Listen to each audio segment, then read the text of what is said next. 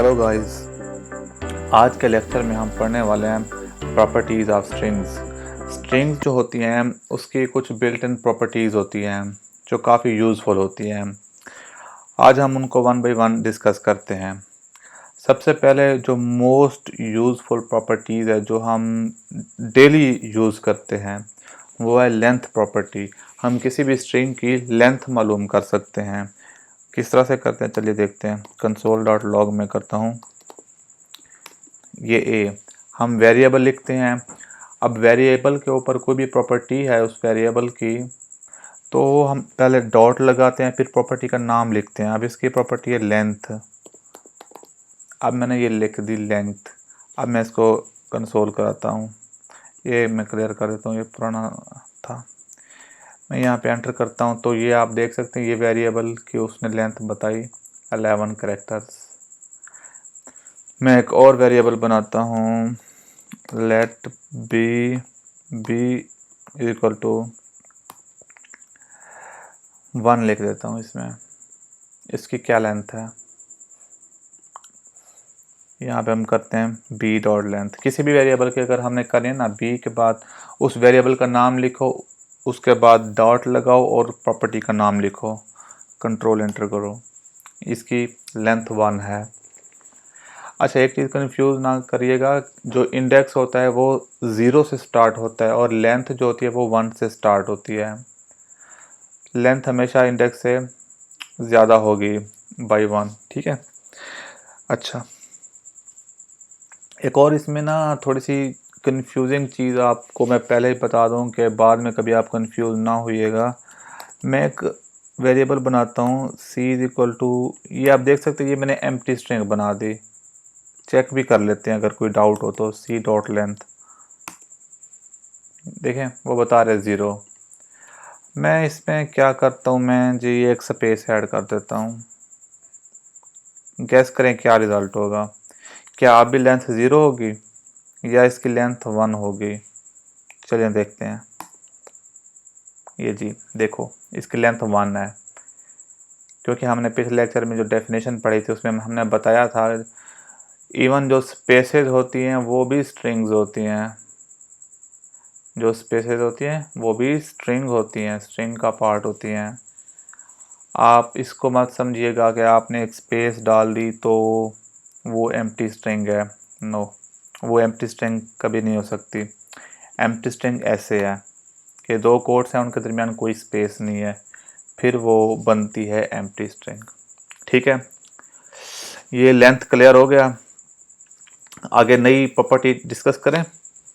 ठीक है, इसकी एक और प्रॉपर्टी है, वो है कैर एट। आप ये देखें जितनी भी प्रॉपर्टीज होती है ना किसी भी स्ट्रिंग की, तो हम पहले डॉट के बाद उसके प्रॉपर्टी का नेम लिखते हैं कि इस वेरिएबल इस डेटा टाइप के ऊपर ये प्रॉपर्टी है। ठीक है, अब ये कैर एट ये क्या करती है बेसिकली। कैर एट ये है कि करेक्टर एट, इसमें हम कोई इंडेक्स देते हैं कि इस इंडेक्स के ऊपर कौन सा करेक्टर है अगर हमने देखना हो तो उसके लिए ये प्रॉपर्टी यूज़ करते हैं। लेट्स से मैं कहता हूँ कि इंडेक्स 1 के ऊपर क्या पड़ा हुआ है, मैं इसको करता हूँ जी। अब ये क्योंकि एम्प्टी स्ट्रिंग है तो ये एम्प्टी स्ट्रिंग हमें बताएगा। मैं वेरिएबल चेंज करता हूँ, मैं यहाँ पे ए कर देता हूँ। इसको क्लियर करते हैं। लो जी हमारे पास आ गया ई। आप देख सकते हैं ये एच है 0 इंडेक्स पे और ई है इंडेक्स 1 पे। तो हमारे पास जो इंडेक्स 1 पे पड़ा हुआ है वो हमारे पास आ गया। ठीक है, समझ आ गई। बहुत सिंपल सी है, इसमें कोई ऐसी रॉकेट साइंस नहीं है, सिंपल सी प्रॉपर्टी है। सारी प्रॉपर्टीज बिल्कुल इजी हैं, कोई मुश्किल नहीं है। एक बार मैं आपको बताऊंगा, आपने थोड़ा सा करना है तो आपको समझ आ जाएगी, इसमें कोई मुश्किल नहीं है। हम मूव करते हैं अपनी नेक्स्ट प्रॉपर्टी के ऊपर। तो हमारे पास नेक्स्ट प्रॉपर्टीज है, इससे मिलती जुलती है, इंडेक्स ऑफ। इंडेक्स ऑफ इसमें हम क्या करते हैं बेसिकली, इसमें हम पिछली प्रॉपर्टी में हम इंडेक्स देते थे तो हमें वो बताता था कि इस पे ये करैक्टर पड़ा हुआ है। अब इसमें हम करैक्टर देते हैं तो ये हमें बताता है कि ये इस इंडेक्स के ऊपर पड़ा हुआ है। अब मैं ई में करता हूँ यहाँ पे, ये देखिए इसने मुझे बताया 1 कि ये इंडेक्स 1 के ऊपर पड़ा हुआ है। बहुत सिंपल है, समझ आ गई आपको इंडेक्स ऑफ प्रॉपर्टी क्यों यूज़ होती है। आप कहेंगे रुकिए रुकिए रुकिए, हेलो हेलो में 2 दफ़ा एल है, वर्ल्ड में भी 1 दफ़ा एल है। इस केस में ये हमें क्या देगा, कौन सा इंडेक्स देगा, चेक कर लेते हैं अभी। यहाँ पे मैं करता हूँ एल, एंटर किया, इसने दिया हमें इंडेक्स 2। समझ आई। बेसिकली ये प्रॉपर्टी जो किसी भी कैरेक्टर की जो पहली अकरेंस होती है उसका इंडेक्स हमें बताती है, first occurrence of any character. ठीक है, पॉइंट समझ आ गया आपको, कितना आसान और सिंपल है। ठीक है, अब हम चलते हैं अपनी नेक्स्ट प्रॉपर्टी। अच्छा, ये प्रॉपर्टी है जी टू अपर केस।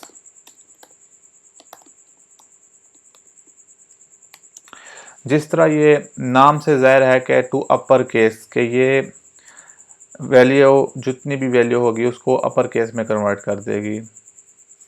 इसको हम कंसोल में देखते हैं, ये देखें ये इसने सारे कैरेक्टर्स को अपर केस में कन्वर्ट कर दिया। ठीक है, बहुत आसान है ये, हम रोज़ाना इस तरह की प्रॉपर्टीज़ को यूज़ करते हैं, ये डेली लाइफ में बहुत ज़्यादा इस्तेमाल होती है ये टू अपर केस। अब बिल्कुल इसके ना एक उलट है टू लोअर केस। अब इसमें हम क्या करते हैं, हम ये वेरिएबल है ना इसको हम कैपिटल कर देते हैं HE। ठीक है, अब हम चाहते हैं कि ये सारे लोअर केस हो जाएं, तो ये हम यूज़ करेंगे A dot to lower case. ये देखें ये हमारे पास सारे लोअर केस हो गए। बेसिकली हमें इसकी कहाँ ज़रूरत पड़ती है, सम टाइम हम पासवर्ड लिखते हैं या कोई भी ईमेल वगैरह लिखते हैं तो हम चाहते हैं कि कोई भी बंदा गलती से ये बाय मिस्टेक कैरेक्टर्स बड़े छोटे ना लिखते, तो हम सबको स्मॉल कैरेक्टर कर देते हैं, तो लोअर केस कर देते हैं।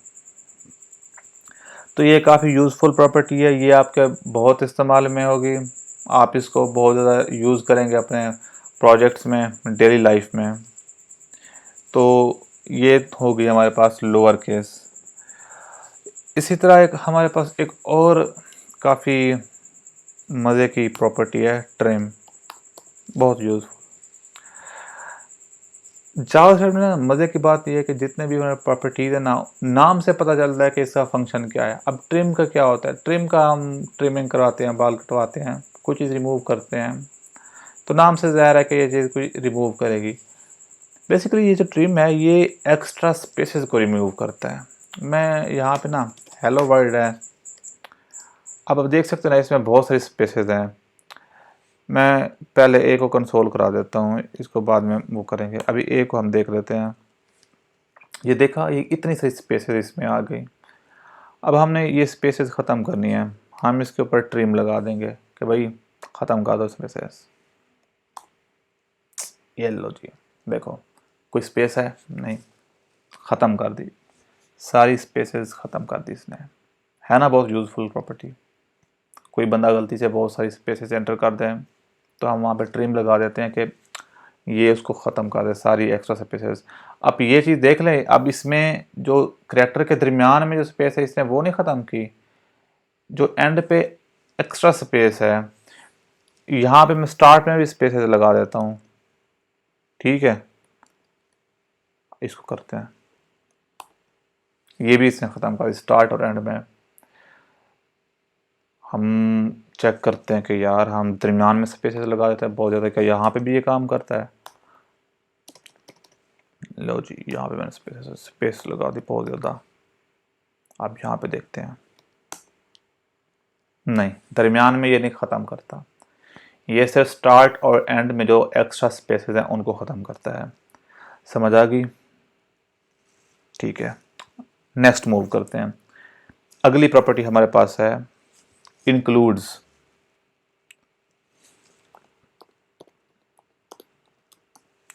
बेसिकली इसमें ना हम कोई भी हम स्ट्रिंग का एक करेक्टर देते हैं, इससे पूछते हैं कि क्या ये एग्जिस्ट करता है किसी स्ट्रिंग में। अच्छा, इसको मैं बैक टू नॉर्मल कर देता हूँ। अच्छा, इंक्लूड हमें बताता है कि कोई करेक्टर किसी स्ट्रिंग में प्रेजेंट है या नहीं, तो उस बेस में ये हमें ट्रू या फॉल्स रिटर्न करता है। अब हेलो है ना, इसमें मैं चेक करता हूँ कि इसमें एच हमारे पास है, कंट्रोल एंटर, यस हमारे पास है। अच्छा, यहाँ पे एक और बात बताता चलो मैं आपको, मैं यहाँ पे कैपिटल के बजाय स्मॉल एच करता हूँ, फिर ये हमें क्या कहता है,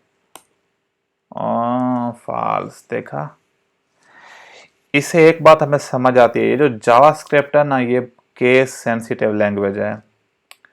इसमें स्मॉल एच और कैपिटल एच डिफरेंट है। जावास्क्रिप्ट को नहीं पता कि ये कैपिटल एच या स्मॉल एच ये क्या चीज़ें हैं, ये सिमिलर चीज़ें हैं। JavaScript don't understand this. Okay, इसको भाई सिंपल से बताना पड़ता है कि भाई ये कैपिटल एच है, ये स्मॉल एच है, ठीक है। अब इसने स्मॉल एच पे हमें फॉल्स दे दिया कि भाई ये तो एग्जिस्ट ही नहीं करती स्ट्रिंग में, हालांकि हमने देखा भाई वो भी एच है ये भी एच है। नहीं, जावास्क्रिप्ट केस सेंसिटिव लैंग्वेज है, ये याद कर लें। इंटरव्यू में आपसे पूछेंगे क्या जावास्क्रिप्ट केस सेंसिटिव लैंग्वेज है, आपने कहना जी बिल्कुल। ठीक है, ये हमारी कुछ प्रॉपर्टीज़ थी जो हमने आप डिस्कस की।